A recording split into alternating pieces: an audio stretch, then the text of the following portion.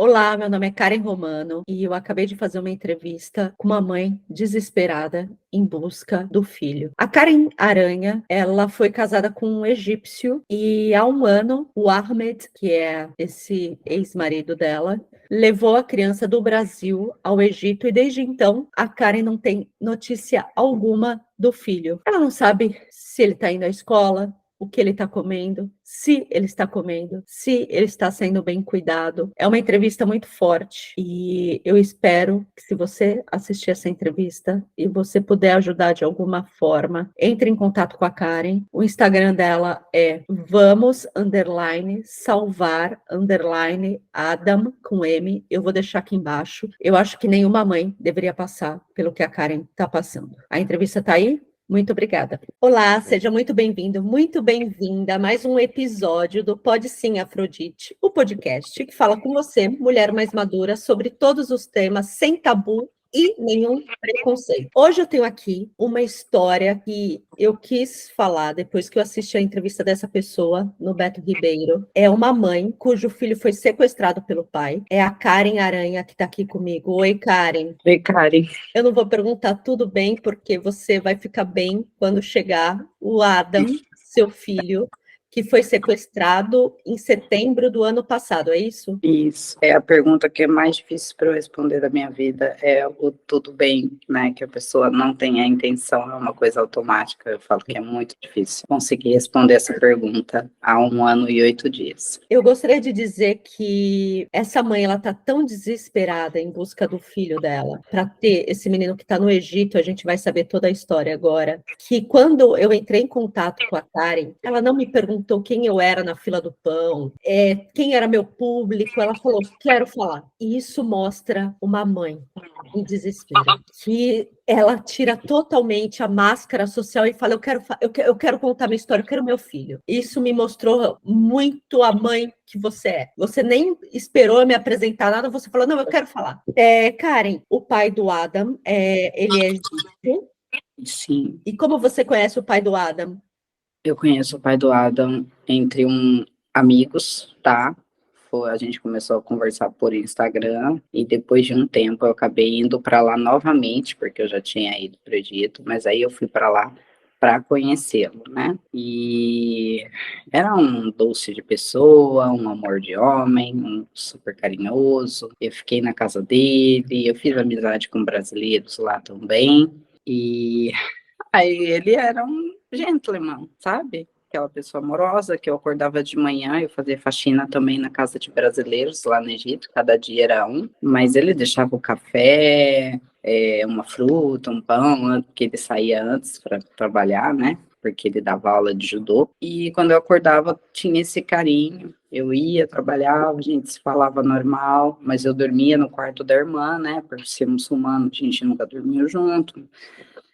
Aquelas regras da casa, eu tô no país alheio, né? Eu segui muito as regras da casa dele. E foi indo. Quando foi para eu voltar, eu falei, vou voltar. Ele falou, então eu vou voltar com você. Assim eu tento uma vida melhor no Brasil. Eu falei, tá bom. Aí ele foi, pediu o visto, conseguiu o visto e voltou comigo para o Brasil. Aí logo quando eu volto para o Brasil, logo eu também descubro o Adam, que eu tava grávida, tomei um susto, né, com a idade, né, na época eu tava com 37, tomei um susto, né, já tenho um filho de 12, e não, na época ele era bem mais, eu tava bem mais novo, mas assim, ele ficou meio assustado, mas aceitou, né, de boa, durante toda a gravidez, e o meu relacionamento, ele começou a ficar tóxico, próximo da gravidez, quando ele decide não ter filho brasileiro, aí foi quando começou tudo. E uma coisa que até para a gente alertar outras mulheres, cultura ali já te levava para uma coisa muito diferente da cultura brasileira. Sim, é bem diferente da cultura brasileira. Mas nessa parte, comigo, ele sempre me respeitou, pelo menos dentro da casa dele. Eu via coisas que eu não gostava, né? Sendo as meninas, as irmãs dele, como se fossem empregadas da casa.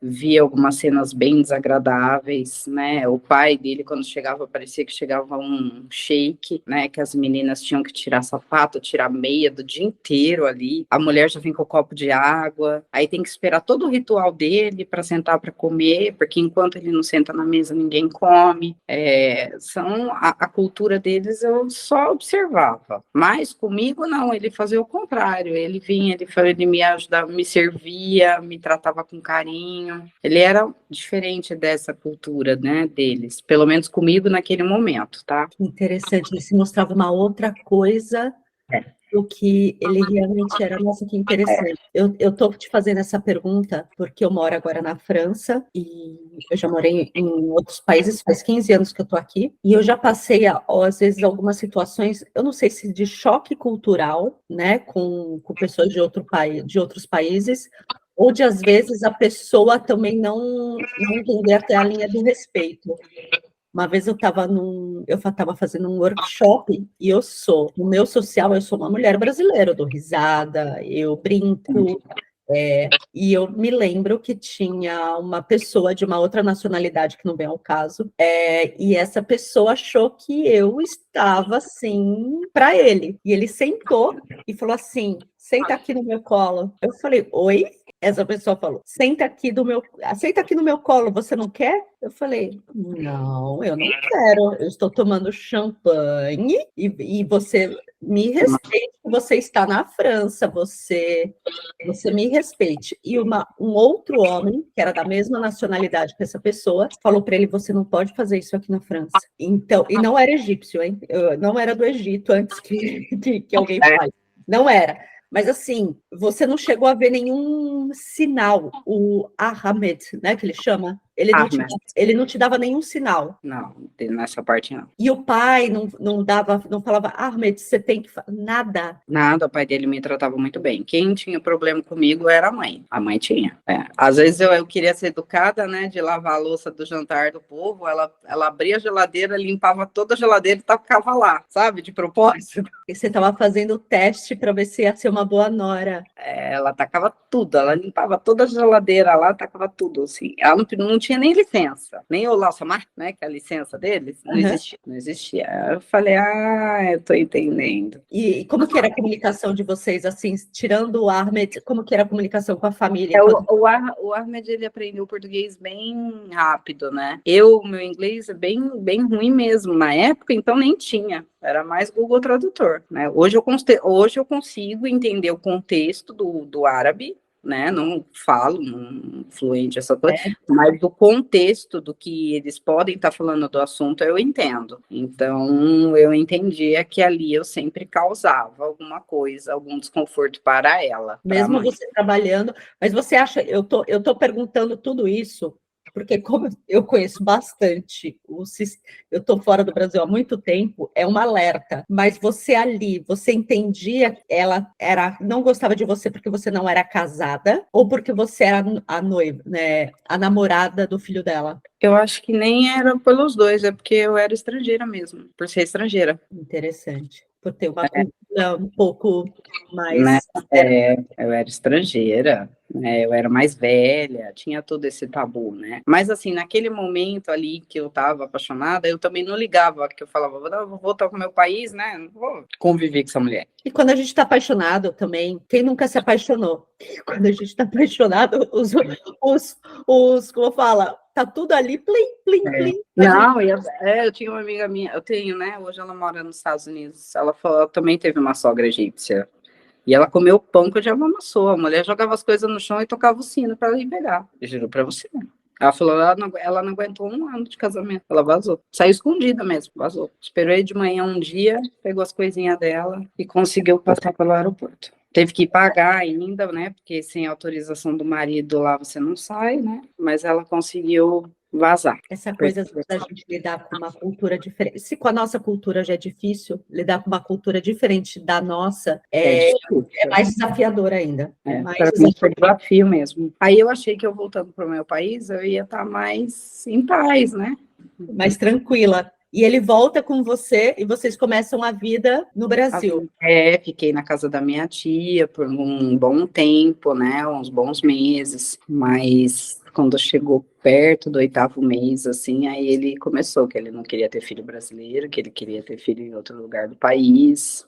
Aí ele tem um amigo americano e falou com esse amigo americano, que é o nome do meu filho, mas não é por causa dele, né? Adam também, para eu ir, porque não tinha dinheiro para os dois. E ele ia começar o processo de cidadania dele. Se eu iria, eu falei, vou, tá bom, tá bom. Queria ter filho brasileiro, né? Porque eu já tinha feito todo o pré-natal com a minha médica, que me colocou no mundo, né? Então eu já tinha feito todo esse pré-natal com ela. Aí fui para um país que eu não conhecia, que eu não dominava o inglês. Aí o amigo dele me pegou no aeroporto junto com a esposa russa, que eu não entendia bosta nenhuma que essa mulher falava, né? E lá eu cheguei no dia 21 de novembro de 2018, o Adam nasceu no dia 26. Nossa, uma semana depois. Uma semana depois, eu senti uma dor nas costas, assim, forte. Eu não sei se era contração, porque a minha primeira gravidez, o Alexandre nasceu de cesárea, então não tive dor de contração. Foi tudo combinadinho, tudo certinho, né, antigamente. E eu senti essa dor, a enfermeira foi, estourou a bolsa lá. Ela falou, baby stable. Estourou a bolsa. Meu filho nasceu, ficou 15 minutos no meu colo e foi direto para UTI, porque ele não respirava sozinho. Nossa. Ele nasceu roxo. Mas estava com o cordão umbilical, alguma coisa assim ou não? Não, ele não estava com o pulmão formado. Ele foi prematuro. Ele era para nascer em dezembro, não novembro. Aí ele ficou 13 dias na UTI, eu fiquei 13 dias, eu acordava cedo porque não podia dormir, né, na UTI depois que eu tive alta. Então eu passava o dia inteiro. Eu falo que eu não conheço Estados Unidos. Eu conheço New Jersey, o hospital de New Jersey. Eu chegava 8 horas da manhã e ia embora 10 horas da noite. Todos esses dias. Você acha que algum dia o amigo dele foi para o hospital? Ou a russa? Não, e a russa foi? Eu tinha que pedir, pelo amor de Deus, depois que ele teve alta, para alguém ficar com ele para tomar banho. Porque eu falava, gente, só eu tomo banho aqui, para eu poder tomar um banho de noite, porque ninguém me ajudava. Então o Ahmed fala, não quero ter um filho brasileiro. Sim. E ele te manda para os Estados Unidos. E você tem um filho lá e ele fica no Brasil. Ele trabalhava no Brasil? Na época, ele dava aula de judô numa escola. Ele é judoca, é verdade. Ele é judoca. Ele estava dando aula em escola. E eu fiquei nos Estados Unidos, acho que um pouquinho mais de 40 dias. Eu voltei com o Ada, ele tinha 28 dias, quando eu consegui voltar. Nos Estados Unidos. E é o tempo, eu sou uma ignorante, tá? Nunca parei na minha vida. É o tempo que para a criança poder pegar avião ou não? É porque não foi. Eu sei que tem um tempo, mas ele ficou na UTI, depois ele ficou em observação, depois eu tive que ir na pediatra, porque eles são bem exigentes, para ter autorização de voo da pediatra. Aí, se tá tudo bem, aí eu consegui voltar com ele com 28 dias. E daí o processo para o Adam ser cidadão americano já sai no hospital? No hospital. No hospital eles já fazem a birth certificate dele e aí ele já sai americano. Aí o que estava acontecendo era a demora do passaporte americano por a mãe ser estrangeira. Aí ia demorar 3 meses. Eu falei, senhor, eu não aguento ficar 3 meses nesse país. Com esse povo, não aguento. Corri, uma amiga minha brasileira, essa fugiu lá do outro país, que estava lá, me ajudou, ela falou assim, consulado de Nova York, excelente, procura alguém lá. Procurei, liguei, falei com a subcônsul na época, chamada Luciana. Nossa, fui muito bem tratada, você não tem noção. Eu contei tudo que estava passando, que ia demorar muito, que eu estava na casa de favor, que eu estava numa casa que não tinha geladeira, que a geladeira era no tempo, porque estava frio, você tinha que abrir a porta e guardar as coisas ali no gelinho do tempo, só tinha uma cama, o lixo era próximo da cama que eu dormia, era um horror, aonde eu tava era um horror, e a russa achava super legal, rato embaixo da cama dela, ela filmava e mandava pra mim, aqui rato é normal, isso normal, ela falava assim pra mim, eu falava, meu Deus, gente, eu sou brasileira, limpinha, meu costume não é esse, desespero, bateu o desespero, aí eu falava pro Ahmed, eu falei, eu quero ir embora daqui, são seus amigos, não meus. E só para fazer um adendo, Nova York, ali, New Jersey, é muito frio. Então, o que ela está colocando, você me corrija se eu estiver errada. É que é tão frio que você consegue colocar as coisas para fora de casa e fica lá congelado. Sim. E o apartamento era subsolo. Então, quando eu abria a porta, entrava aquele bando de gelo. Sabe o apartamento que é subsolo, descida? Então, abria a porta, vinha uma enxurrada de gelo para dentro. Era surreal. Solo, rato. Aqui também é uma festa dos ratos, aqui na França. E aqui tem gente que normaliza também, que fala, não, é só um rato. Não, meu amor, não é só um rato. Não. Eu falei, eu vou infartar. Se eu ver esse rato, eu vou infartar, porque eu tava vendo ele só por câmera que ela filmava. Eu vou infartar. E você, Aí, com um Adam pequeno, recém-nascido, num ambiente desse. porco, num ambiente porco, sujo. Aí eu liguei no consulado, fui muito bem atendida, expliquei toda a situação. A Luciana, eu acho que isso foi numa quarta, ela falou: você consegue vir na sexta? Traga o Adam, porque eu vou fazer sua documentação. Eu falei, ai, graças a Deus. Fui, tava um frio, Karen, que você não tem noção. Mas fui. Aí o amigo dele me acompanhou esse dia.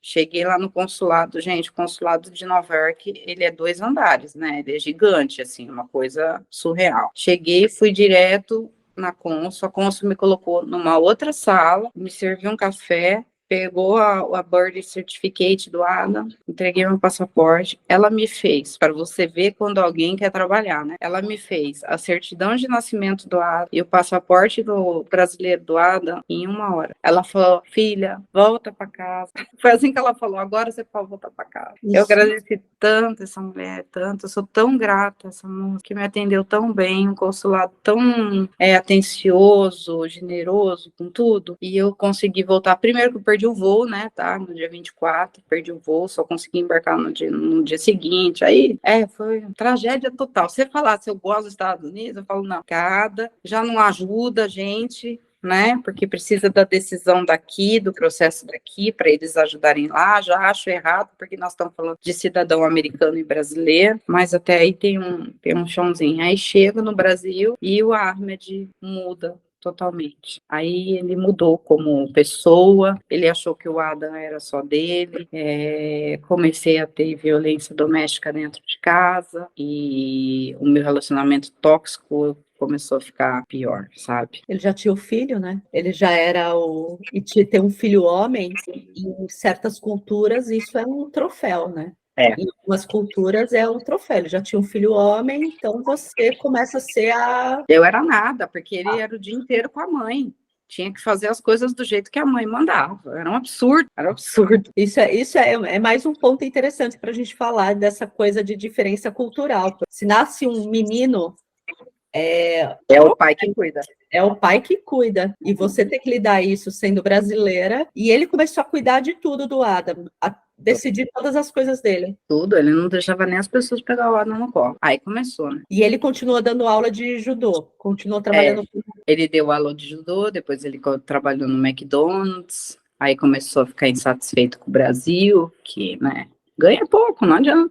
Não é assim, né? Você chega aqui e aí depois foi trabalhar no mundo animal e as contas sempre apertando e ele sempre gastando mais do que dava. Você fala que ele gastava mais do que dava, em que? Ele gastava com supérfluo ou gastava porque na cabeça dele o Adam tinha que ter tudo? Do bom e do melhor. E esse tratamento não era para você, era só pro Adam. Só pro lado. Aí eu esquece eu. O tratamento comigo era totalmente diferente daquilo que eu tinha recebido lá no começo do relacionamento. Que era com a xícara, que chegava com a xícara. Não. Era uma vez ou outra, assim, que a gente sentava para comer todo mundo junto e o negócio fluía. Mas depois começou a apertar, eu voltei a trabalhar, né? A gente tinha uma pessoa que olhava o Adam e a gente pagava, né? Pagava. E foi assim por um bom tempo, até eu tenho uma amiga que mora em Londres, a Fernanda, que também é casada com um egípcio, mas o egípcio dela é sensacional, não temos o que falar, o Sabri é excepcional como ser humano, e ela falou, Karen, se o Ahmed está em processo de cidadania, né, tenta aqui tem emprego e tal. Desculpa te cortar, mas ele estava em processo de cidadania para tirar a cidadania brasileira. Isso, cidadania brasileira. E daí a Fernanda... Aí eu conversando, o Ahmed conversando também com a Fernanda, porque o Ahmed conhece a Fernanda lá do Egito, né? E aí ele pegou e falou assim, você iria para Londres? Eu falei, iria, né? Porque onde tem brasileiro você se sente mais seguro, né? Não ia passar o que eu passei nos Estados Unidos. Isso eu tinha certeza. Fui, né? A gente planejou, o pai dele mandou o dinheiro da passagem, fui com muita dor no coração de deixar o Ada e o Alexandre, mas... E o Adam e o Alexandre? O Ada estava com 3 e alguns meses, e o o Alexandre estava já quase um mocinho, né? Então, deixei, o combinado foi esse, dele cuidar dos dois, e eu trabalhar e levantar um dinheiro. E mandava o dinheiro, óbvio, né, para pagar as contas. Esse foi o combinado nosso, de diversas conversas, não foi uma, não foi duas, não foi três, foram muitas conversas até chegar ao ponto final dessa decisão. Ô, Karen, uma coisa interessante, que eu já morei na Inglaterra, e eu acho legal você falar o que é trabalhar, né? Num país que não é seu, num país mais frio, como que foi isso? Além de você deixar seu filho, você chega na Inglaterra, você falou que seu inglês não era bom. Não, mas a minha amiga falou assim para mim, Karen, aqui o inglês não tem problema, não preocupa com isso. Eu falei, tá bom. Cheguei, eu lembro que eu tinha só um casaquinho assim, nada. Quando abriu aquele portão assim do aeroporto, depois que eu tinha passado pela imigração, filha, veio um vento. Eu falei, eu vou morrer. Eu falei, que frio é esse? Aí a mulher do meu lado assim, ela olhava, tipo assim, essa moça é louca? Cadê, né, o seu... Eu assim, não tem ainda, né? Peguei, entrei dentro de um táxi, né? E fui para casa da Fer. A Fernanda assim, minha filha, vamos comprar um casaco, meu bem. Aqui é outra coisa. Aí eu sei que eu fiquei 15 dias usando os casacos dela, ela me enrolava inteira para eu sair, porque eu cheguei numa segunda, na quarta eu já estava fazendo casa. Não tem tempo de se adaptar com o frio, né? Não, hoje eu estava fazendo casa. E a primeira vez que eu fui trabalhar, que ela arrumou, a gente ficou mandando, porque tem muito grupo no Facebook de cleaner, né? E a gente foi mandando mensagem. Aí uma alma abençoada me chamou, que eu tenho uma amizade até hoje, que é surreal, que é a Rose. Ela pegou e falou assim: é uma ajuda, é uma casa de 2 casas de 10 horas, mas a gente faz em 2, 5 horas para cada uma. Eu falei, olha, vamos aprender o negócio, mas tô dentro. Já peguei 10 horas logo, ó, de cara. O que seria uma casa de 10 horas? Uma casa de 10 horas é uma casa de 4 andares. E aí encontrei com ela. Ela foi a pessoa assim que mais me ensinou sobre faxina. Aquela pessoa que me ensinou tudo foi a Rose. Uma pessoa de Goiânia que está há 20 e poucos anos já lá na Inglaterra, dona de rota. A gente fala dona de rota quando elas, né, têm as rotas de casa. Uma pessoa de um espetacular. Eu adorava trabalhar todas as minhas quintas-feiras. Essas 2 primeiras casas que eu peguei, eu continuei com elas até o meu último dia de ir embora. E Todas você as trabalhava quintas-feiras era com ela. Eu trabalhava às vezes de domingo a domingo. e mandando dinheiro pro Ahmed e para cuidar dos Semanalmente, tem tudo isso em processo, todos os meus extratos bancários, tem reportagem que tem Eu vi. tem, que eu não mandava nenhuma nem duas, às vezes eu chegava a mandar 4 vezes na semana. Você me mandou, eu vi alguns. Porque, assim, você fazer uma faxina, você ganha por hora, então, às vezes, o dinheiro de uma faxina era o dinheiro que ele conseguia. Aqui no Brasil, você anda uma semana, tranquilamente. Quando eu fui, a Libra estava 7,50. Quando eu fui. A Libra estava muito alta. Então, tipo, super valeu a pena, né? E eu só peguei pessoas bacanas. O frio foi obstáculo, foi pegar metrô, aprender a pegar metrô, aprender a pegar um ônibus. Tudo eu punha no Google Maps, ou Citymapper, né? Um dos dois. Para chegar nas casas no horário, porque às vezes tem strike, né, que é a greve dele. Então você tem que manobrar porque tinha que chegar no horário, ou às vezes você tá com um molho de chave, né, de pessoas que trabalham e só deixa a chave, então tinha que conciliar tudo isso. Mas para mim, vou te falar, só conheci pessoas boas. Foi um aprendizado de vida muito grande. Os ingleses comigo, nunca tive problema. Sempre foram lords comigo, de educação, de tentar se comunicar, de me ensinar inglês, né? E de me mandar doação até hoje. Posso falar? Eu morei na Inglaterra e eu passei essa coisa do inglês que você está falando, eu passei a mesma coisa. Eu só tive pessoas boas. Com certeza, alguém que mora na Inglaterra vai falar, não foi minha experiência. Cada um tem uma experiência de vida. Claro. Eu tive a mesma experiência que você com relação ao povo inglês. Eu fui muito bem acolhida ali. Eu tenho uma família que eu falo sempre pelo Google Tradutor, que são ingleses, era uma casa que eu fazia 5 horas toda sexta-feira. Ele fala, gente, eu amo a dona da rota, mas a gente não acerta a cleaner depois de você, porque você cuidava da nossa casa, você cuidava de tudo. Porque me dava 5 minutos que eu via 2 semanas aquele negócio do mesmo jeito, eu jogava fora, eu nem perguntava. Ele falava, você dava o jeito, a gente não tinha que ficar explicando para você. Você ia lá e já resolvia tudo. Falava, vixe, né? Porque eles gostam de juntar as coisas, né? Vai juntando, vai juntando, vai juntando. Ele fala, ai meu Deus do céu, não ajeita a cleaner aqui. E olha, ele me ensinou muito a falar. Ele tinha paciência de me explicar. A família mesmo, né, senhor, a esposa, o filho que queria às vezes falar comigo, o adolescente, ele falava comigo em espanhol, eu falava nos filhos, não sei espanhol também, mas foi uma experiência boa, não tem que falar de Londres, não.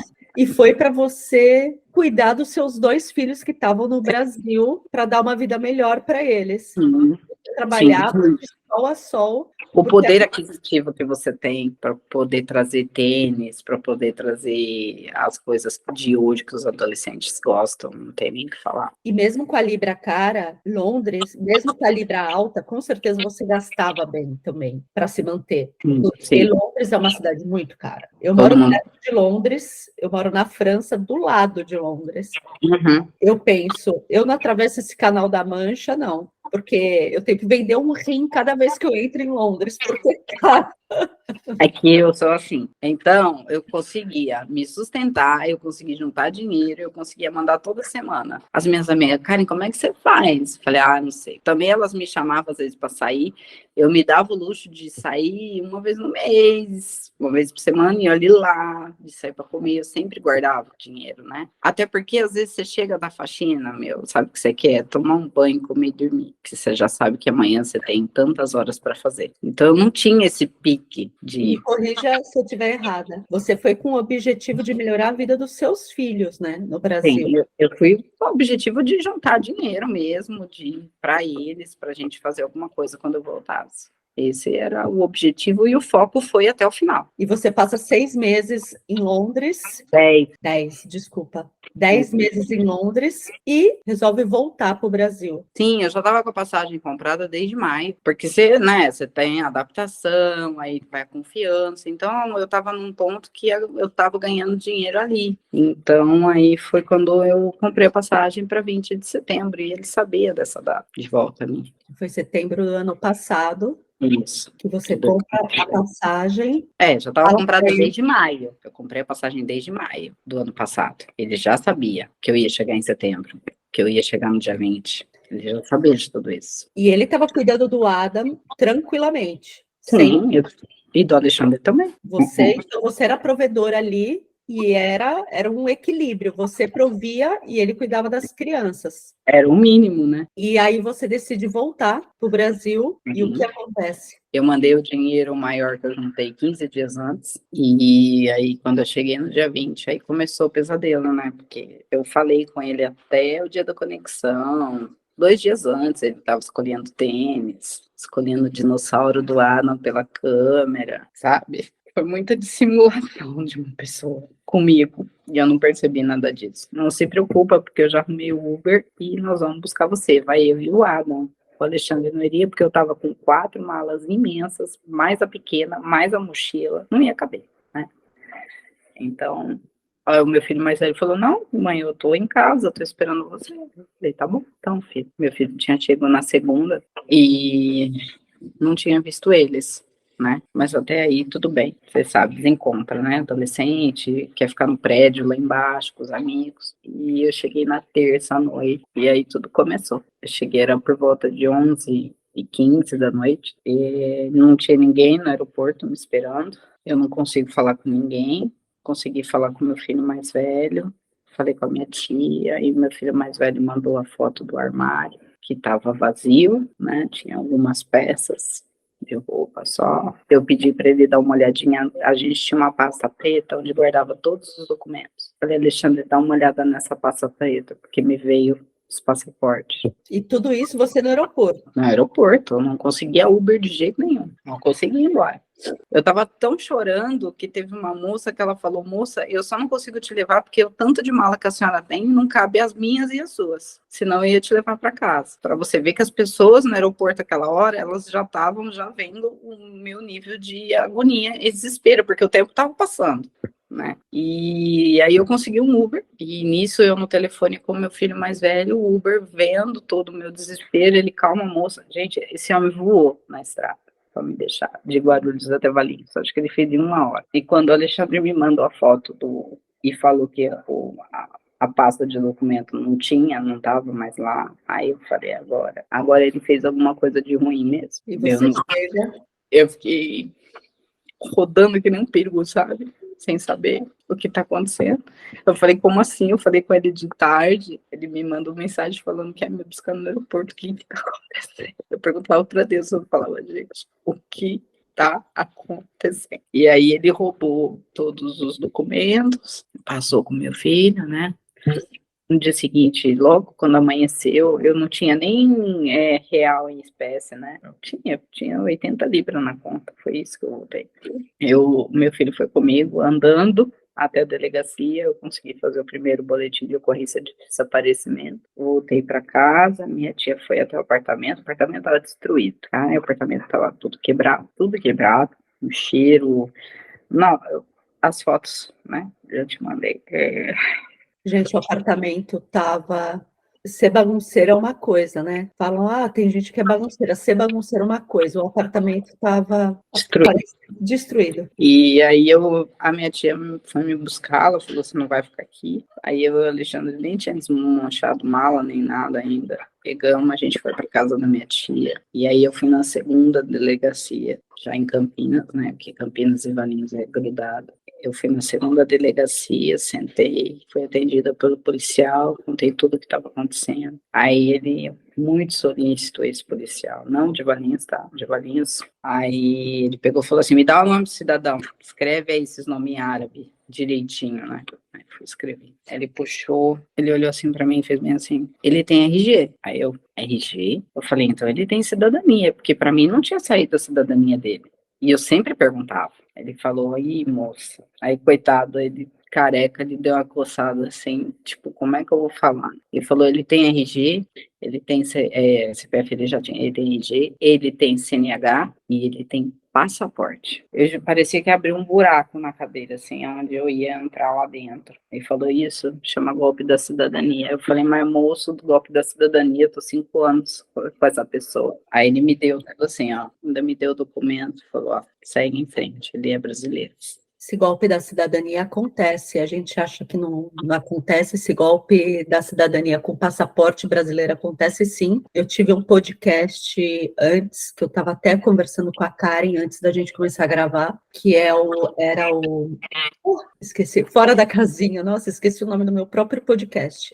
E a gente entrevista, era um podcast de humor, e a gente entrevista numa coisa meio que bem humorada, uma brasileira que casa com um suíço, e o suíço, na verdade, o que ele queria dela era o passaporte. No final da história. Eu vou deixar até o link, se alguém quiser ouvir essa história, e no final, o que ele queria dela, um suíço queria um passaporte brasileiro, porque o sonho dele era morar no Brasil. E hoje em dia ele mora no Brasil. Então, esse golpe do passaporte, a gente acha que é uma coisa, né? Que a gente pega o passaporte norte-americano, ou sei, não sei, francês. Não, no Brasil tem. E voltando, Karen, eu gosto de falar porque é uma coisa que a gente acha que não pode acontecer. Pode acontecer comigo, com você, com a pessoa que deu entrevista lá para o meu outro podcast, o Fora da Casinha. Estamos todos sujeitos, gente, todos. E aí você começa essa busca pelo Adam e pelo pai, né? Aí eu consegui eu não, né? A minha tia conseguiu uma advogada, mas sem experiência, tadinha, né? Mas ela entrou com pedido de bloqueio de fronteira e aeroporto. Esse pedido ficou 4 dias na mão do juiz. Nesse meio tempo. Aí o que aconteceu? Aí ele passou. Porque quando se pede um bloqueio de fronteira, ele não serve só para aeroportos, ele serve para as fronteiras também. Inclusive por onde ele passou, Ponte da Amizade. Esse juiz. É mais provável ele ter passado terrestre, bem mais provável mesmo. Não, é certeza, isso não é probabilidade, isso é certeza. Ou de balão, né? É bem mais de balão, ou foi abduzido. Porque se ele não tem rastreio e não tem saída do Brasil, e existe uma criança desaparecida, isso já tinha que estar na Interpol, há muito tempo, independente do jeito, da forma, existe uma criança desaparecida. Ele começou, ele falou comigo. Primeiro ele me manda uma mensagem na quarta, sendo que ele ainda estava no Brasil, só que ele me mandou do número egípcio, falando que estava tudo terminado, que ele já estava no Egito, que estava tudo bem. Se eu quisesse ver o Adam, eu ia ser sempre a mãe do Adam. Nunca mais falei. Na sexta-feira é outro número egípcio que vem. Aí ele faz uma chamada de vídeo para eu poder ver o Adam. Eu falei, como é que você passou? Como é que você fez isso? Por que você fez isso? Não respondia. Ele simplesmente falou assim, mas você me abandonou. Eu não tenho nem comentário a fazer sobre essa pessoa, sobre o Ahmed. Aí ele me bloqueou, não consegui mais acesso, tentando embaixada, várias vezes funcionário da embaixada, bati o telefone na minha cara. Aí quando você manda o WhatsApp para o consulado brasileiro lá, aparece assim, emergências, não sei o quê, é para aquele WhatsApp. Aí depois de muito, corre para cá, corre para lá, troca de advogado de novo. Olha, eu fiquei rodando que nem um peru até eu conseguir Deus colocar a doutora Vanessa Andres na minha vida, doutor Rafael Paiva, que acertaram todo o processo, que estava uma bagunça, Essa coisa de lei internacional, se você não sabe, nossa, falando contra nenhum advogado, não, mas se você não é especialista, é melhor você não pegar o caso, porque envolve, é uma coisa muito complexa, né, Karen? Muito, muito, muito, muito. Aí o doutor Rafael acertou o processo com a denúncia de sequestro internacional, só que esse inquérito está desde maio aqui em Campinas, o MPF já pediu finalização e ninguém finalizou, porque ela precisava ter a certeza que ele estava lá no Egito. Agora a minha pergunta fica, a certeza dele estar no Egito é ele entrar em contato com a embaixada. A embaixada, no dia 18 de abril, se encontrar com ele e tirar uma foto do meu filho, porque em 1 ano e 8 dias, eu tenho uma foto do meu filho, dia 18 de abril. Que é prova maior que essa, que o meu filho tá lá. O nome dele tá na Interpol? Não tá. Sabe por quê?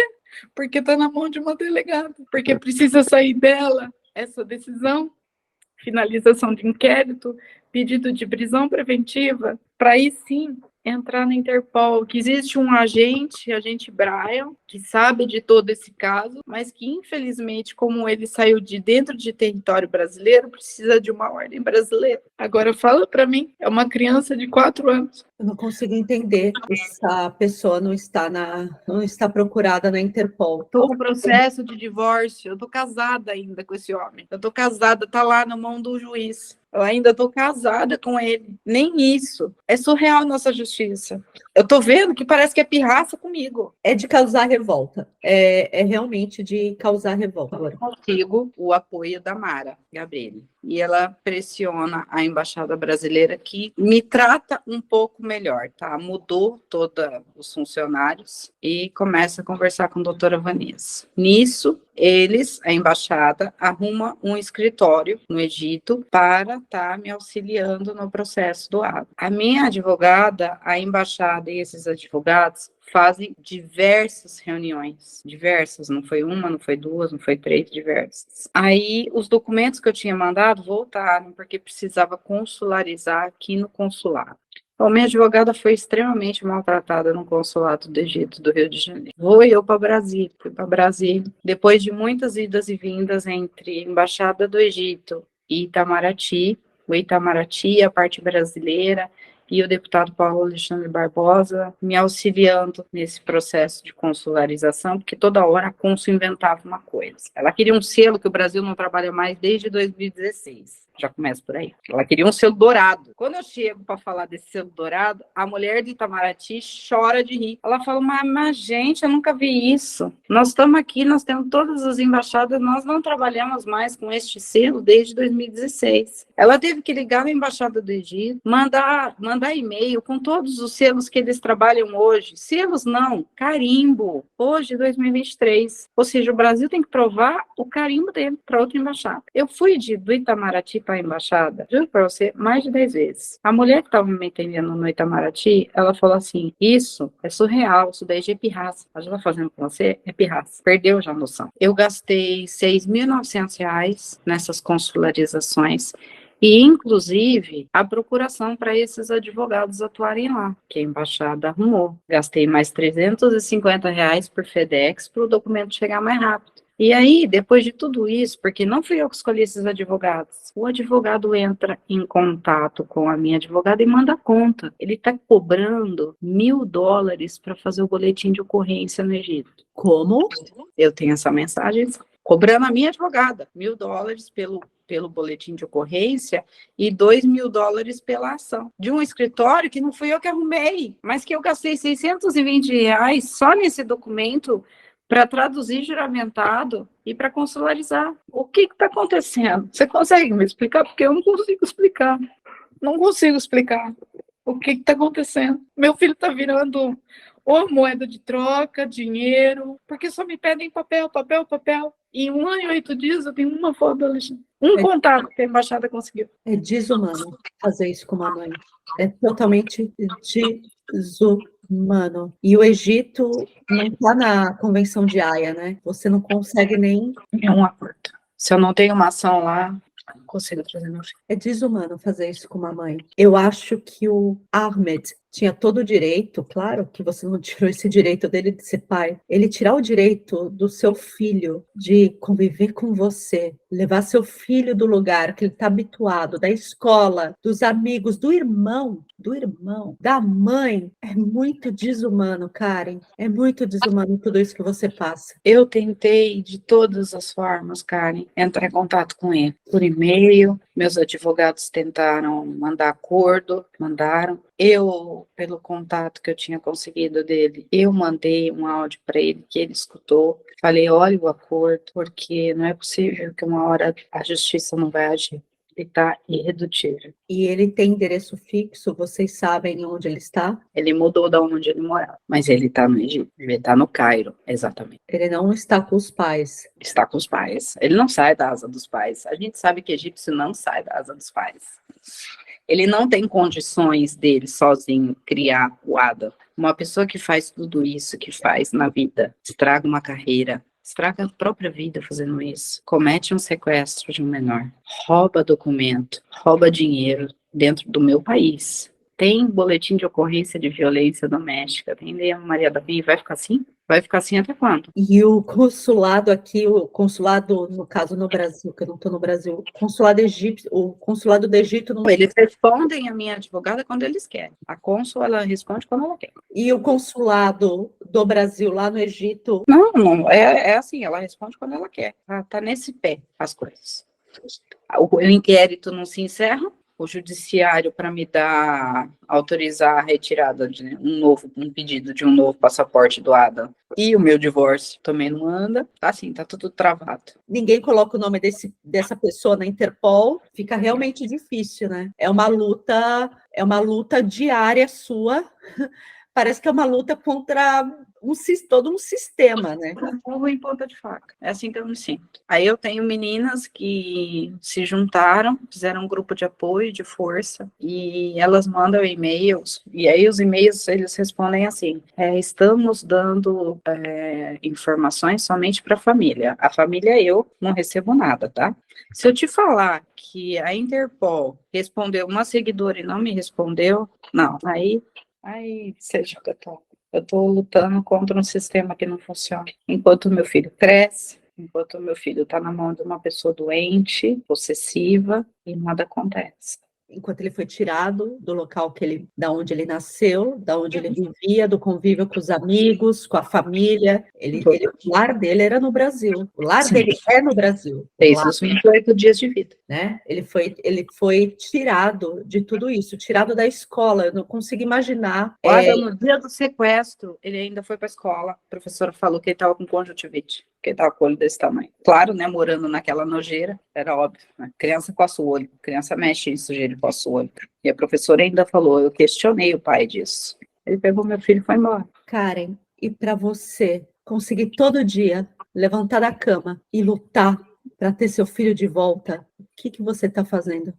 Para te falar a verdade, eu acho que a parte mais difícil do meu dia é abrir meu olho e falar, eu acordei e o que vem hoje? Eu acordo, eu procuro fazer minhas orações logo quando eu acordo, que às vezes, na maioria das vezes à noite, eu já estou sem força. E eu peço a Deus para dar sabedoria para as pessoas que estão com esse processo na mão, para ter empatia, para ter amor no coração, porque o que o Arnan está passando, ele não merece, nenhuma mãe merece. Eu tenho que levantar um dinheiro assim, $2.000, eu tenho que levantar assim. Eu não consigo me reerguer na minha vida emocional, financeira, não consigo se não é minha família aqui. Eu não sei nem o que seria de mim. E como tá o seu outro filho? Tento preservar ele da melhor forma possível. Porque ele fez 18, ele precisa ser preservado, tá começando a vida, a gente sabe como é que é essa idade de adolescente. Então, eu evito falando dele ou expondo ele, porque é melhor, né? Não, sim. Mas ele tá com o pai, com a vida. Ele tá trabalhando, ele tá fazendo faculdade, ele tá começando a vida agora. Eu não quero que isso atrapalhe, né? Porque de alguma forma, infelizmente, atrapalha, né? Tipo, jornalista já foi procurar ele, ele teve que vir para cá para prestar depoimento para delegada. Então, assim, existem coisas que a gente quer preservar um filho. É muito novo para isso. É muito novo para isso. Karen, eu queria te agradecer, como eu te falei em off, o que você precisar. Se você for criar essa vaquinha virtual, Sim, eu vou te mandar a vaquinha. Pode dar. a gente coloca, a gente vai espalhar isso. Uma mãe não pode sofrer. Vocês não podem sofrer. Quando uma mãe sofre, todos sofrem. Muito obrigada pelo seu tempo. Imagina, que isso. Obrigado você pela oportunidade de dar voz. Um beijo, Karen. Obrigadão, viu, meu amor? Fica com Deus. Você também. E força, muita força.